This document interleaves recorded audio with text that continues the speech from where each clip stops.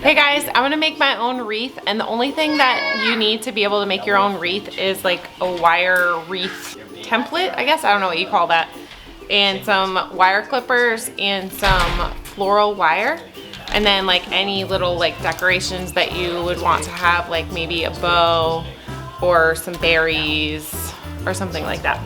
And then when you go to get your Christmas tree, you want to grab like the clippings from the Christmas tree. They always cut like the bottom branches off, and so for free you can just grab out of that bin that they throw them in, and I'll show you how to cut them and make a wreath. All right, so you just take one of these, and then you kind of take like the end piece, like a hand's width worth, like that big, and then you just clip that off.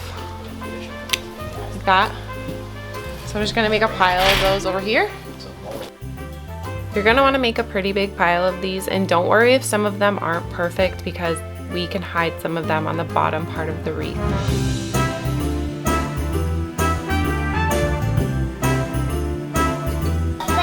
I'm just picking them up and setting them to you. Oh, that's helpful. So then you're gonna wanna lay the ugliest one down on the bottom, and one in the middle that's also not as pretty, and then find the nicest one you can find. I usually go for T-shaped ones, like with a nice center piece going down the center, if that makes sense. And then you lay it kind of along the wreath like this.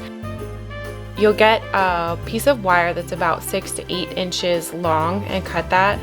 And it might help for you to cut a bunch of pieces of wire in advance. And then you wrap it around. It doesn't need to be too tight or anything, just enough to keep it in place.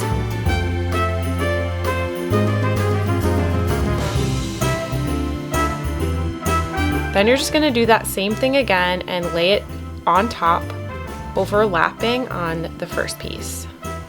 This doesn't need to be perfect, you guys. The more overlap you have, the thicker your wreath will be. And it definitely helps to cut the wire in advance or get a little help while you're doing it.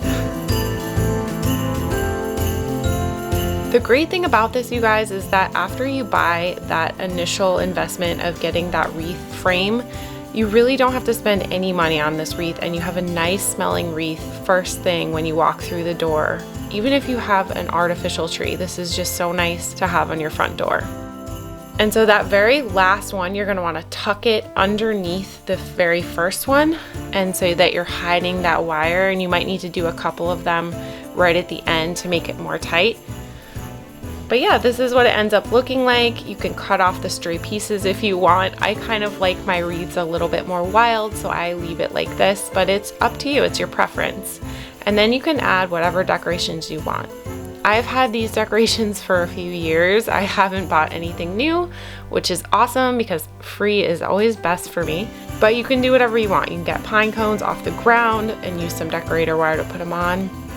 Whatever suits your fancy.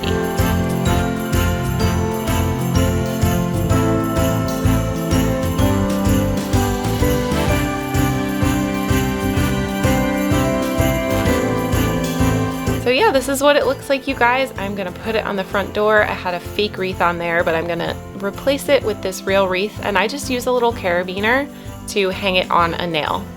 And this is what it looks like. I hope you guys liked this video, and if you did, please give me a thumbs up. I hope you'll stick around and subscribe to my channel for more videos like this. Bye guys.